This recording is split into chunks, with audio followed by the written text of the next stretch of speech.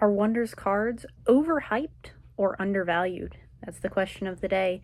Everybody, welcome to Wonders Workshop, and today we're going to be talking about the value of Wonders of the First cards. So let's talk about it. One of the things that really brought this to my attention was there was a small debate about the value of cards in Discord last week sometime, as of the time of filming on the 23rd today. And I just thought it was really interesting. Somebody brought up the idea that we're really underpaying, stone foils are really undervalued. Since Moop Dad's massive break only opened two, and it was $75,000 worth of product, somebody was making the argument that the average value of a stone foil should be like $37,500, which, raised the question, are stone foils undervalued right now? I very, very, very strongly do not believe that stone foils are worth 30 grand, let alone closer to 40 grand. I find it unlikely that anyone is going to be willing to pay that for a stone foil. Most of the ones that I've seen have been going for somewhere between 1 and 2,000. I'm also not like the expert on that. So, people were basically making the argument that cards were undervalued, and then we got the exact opposite counterpoint. A lot of other people, myself included, feel like some of the cards are really overpriced, full stop. Like, if you look at the price that some of the Wonders cards are selling for, in comparison to other TCGs and CCGs, the cards are a lot more expensive. I think part of that is due to only having collector boosters out, and I think it just depends on what you're looking at. We have a very, very small collector and player base. So it just, it's just the situation that we're in. I think in Wonders, if you list a card for $1,000, the right card, it'll sell. I think that's much less likely or much less common in other TCGs, CCGs like Magic, Pokemon, or Lorcana, to be able to do that in a Discord channel and just see that get interest and ping really quickly. I think a huge thing that's playing into this whole debate is also the collector value versus player aspect mindset that I've talked about a lot.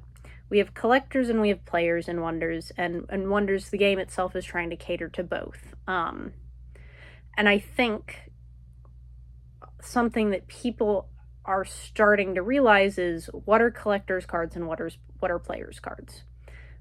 First edition cards, formless foils, OCM, stone foils, in my opinion, are more collector's cards.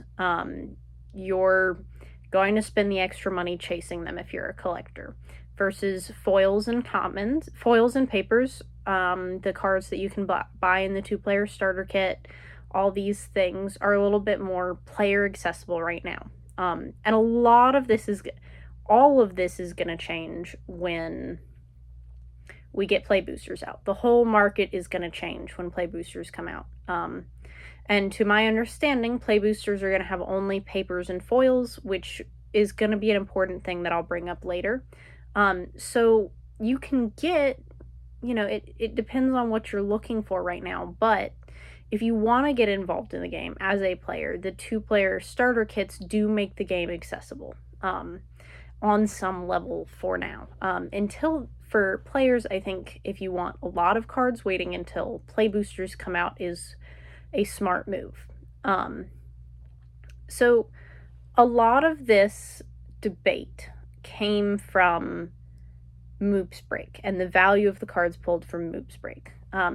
Somebody did a really, really great breakdown of the value in these cards, and I just want to kind of walk through how that was figured out. So, 75k worth of cards.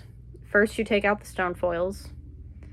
And that brings down the price of an average card down, so on and so forth. And then you can take out the 96 OCMs, 38 alt arts, I think over 1,000 formless foils, 2,000 classic papers, 8,000 paper cards. And if you just keep pulling out cards that are worth a lot of money, the value of the bulk in that will go down significantly.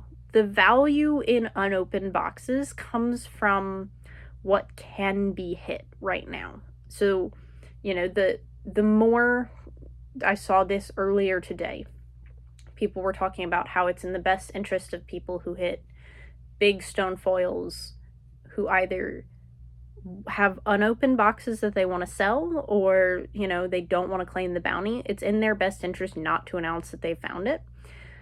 I don't know that that's the kind of community that we want to be. I personally, that's not who I want to be in our community. If I found a stone foil, I would want to tell people, because I know that affects the value of boxes. But it all depends on how you look at the value. And if you remember that the value of a lot of the boxes and the cards in breaks and sealed is in the outliers that you can pull, the math will get all the way down to 22 cents for bulk cards. So there's, that if anybody tells you that opening packs isn't gambling, they're probably lying to you, in my opinion. I say that as somebody who's been playing Magic and opening Magic packs for a long time. Especially more collector bundles, more collector packages, is even more a little bit gambling. There's a higher chance you're going to get what you want, but you're paying a more amount. It just, there's no right answer to what to buy. But I think it is important to remember, as I've probably said too many times in this brain blah at y'all, that the value of the cards right now is a lot to do with what hasn't been pulled yet. And I think, some people I saw mention, they mentioned that they saw price correction happening. Prices of OCMs coming down, formless foils coming down, all of these things. I've been trying to watch some of the Whatnot single sells. I've been trying to pay attention in the trade tavern to see if I'm seeing this. I did a lot of research on eBay. eBay is definitely holding steady. But also eBay is not the best place to buy or sell Wonders cards. In the Discord, in Whatnot, seems to be a better place. And also a better place to buy, to be honest. I had a really great conversation with The Legend. A huge shout out to him for being willing to talk to me and, help provide me with a little bit more information about everything. And he pointed out something, or used a different term for this change in pricing that we're seeing. And he called it fatigue. And I think that's a really, really great point. I think he's right that it's not necessarily price correction. A lot of the people in Wonders, the big people who have big collections, are also involved in Bojack's Battle Arena. Bojack's Battle Arena is supposed to release soon also. A lot of people are getting close to completing their sets. There's all these things that people are buying less because they're either selling more or their collection is complete. So we're seeing a lot of things for sale and not as many people buying. And that is exactly what this fatigue that Legend is talking about is. It's this idea that as people need money and are selling cards, and lots of people are selling and not a lot of people are buying, prices are going to go down because people want to sell. And it's not the end of the world. It's definitely, I'm sure, frustrating for people who are trying to sell. But it's the way that these things work, and it's the way that a community that's interconnected with other games works. I think there is something to be said about bringing back the video to my statement about play boosters earlier. play boosters are going to change the landscape, because play boosters are going to increase the supply of some cards and increase the demand on all cards as more people get involved. And so that kind of brings me to this: what about the first edition cards? Those cards, the formless foils, some of the alt arts, the OCMs, and the stone foils, things that are never going to be reprinted, that will always be from the first set of cards. They won't be in play boosters. That kind of stuff, and Legend said that he really agrees with this, is undervalued right now. It's kind of the exact opposite of things being overhyped. These stuff, because of this fatigue, is selling lower than some of us would expect to see it right now. When play boosters come out and more people get involved and the game takes off, these things are going to become like relics, highly collectible items that people are going to want, and that it's going to be hard to get their hands on, because they're not going to be in play boosters, and they're not going to be in they're not going to be reprinted in any way that I can think of. So I obviously all of this is speculation. I don't know what the value of these cards are actually going to do. I can say what I think is going to happen. I can say what I've talked to people who I would consider really knowledgeable in our community as what they think is going to happen.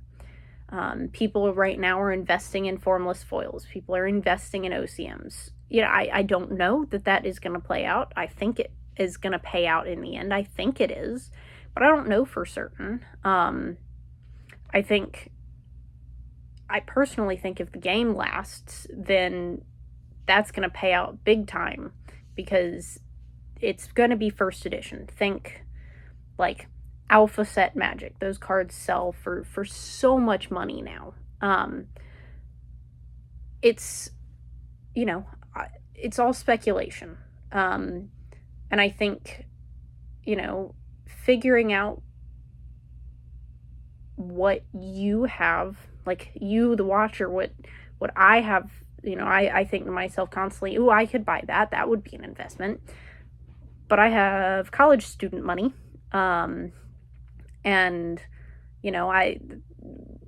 investment for me looks very different than what investment looks like for big collectors. One of the things that I've seen in trading card games that people need to be aware of is investing within your means, because an investment is a gamble. Even if it feels like a sure thing, you never know if it's not going to play out the way you want.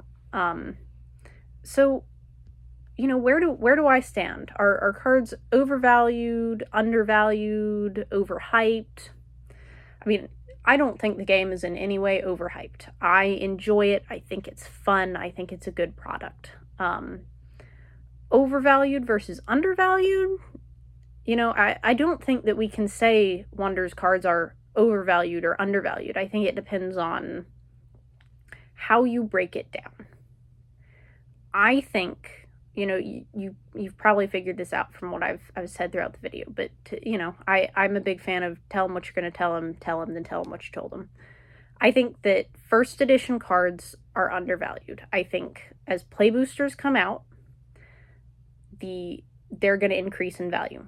The supply of first edition cards is going to remain the same, and the demand will increase as the game grows. I think people who come into the game, because most TCG, CCG players are collectors on some level. Even I'm more of a player, but I want to collect some things. There are things that have value to me. I'm a little bit more of a collector than your average Joe Schmo player, because that's just how my brain works. I've been collecting books and things since I was 5. I just don't have the money to be a real collector who spends a bunch of money. When new people come into the game, they're going to want to collect things. If there's a card that they really like, they're going to try and chase the OCM or a formless foil for it, because that's how players if you've been playing for long enough, that's how players tend to get eventually. They want that one special card that means something to them, even if they're not chasing the full set like some other collectors are. And I think papers and commons are way overvalued right now, personally. I know I'm working on my paper collection right now, and seeing paper mythics sitting at $20 is, I'm like, that's gonna get expensive real quick. I better pull some duplicates. I think those values are gonna go way down. Maybe not way down. I think those values are going to go down on some level as play boosters come out and there's a huge increase in supply and accessibility in paper and common foil cards. I think it's going to make the game more enjoyable because more people will be playing. I think it's going to make more supply.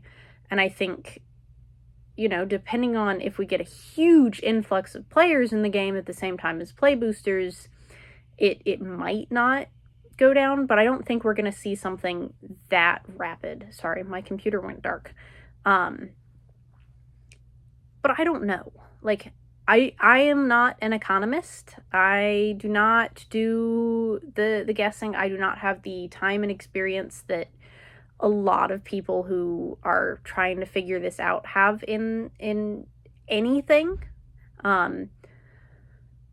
But, that for what it's worth, these are my 2 cents on the value of cards. I don't think that we're seeing price correction. I think we're seeing fatigue from, people. A lot of people are selling because they want money for play boosters, or their collection is complete, or they need money for Bojacks. Like, whatever people are doing, a lot of people are selling and not as many people are buying because collections are getting closer to complete, because it's summer and people are spending more money, because I don't know what the answer is, but I think that's what we're seeing. I think first edition cards are undervalued. I think paper and common foils are overvalued. But I don't have the answers. Tell me what you think. Do you think Wonders cards are overhyped? Are they overvalued, undervalued? Let me know what you think. Trying to figure this out is what makes this space and this community so much fun and so unpredictable. Let me know your thoughts. What are you doing? Are you holding? Are you selling? Am I right about it being summer? Is Bojacks affecting this? Just, let me know what you see going on and what you think the answer is. And, if there's anything that I've missed. And as always, please like, comment, subscribe, and keep being your wonderful selves.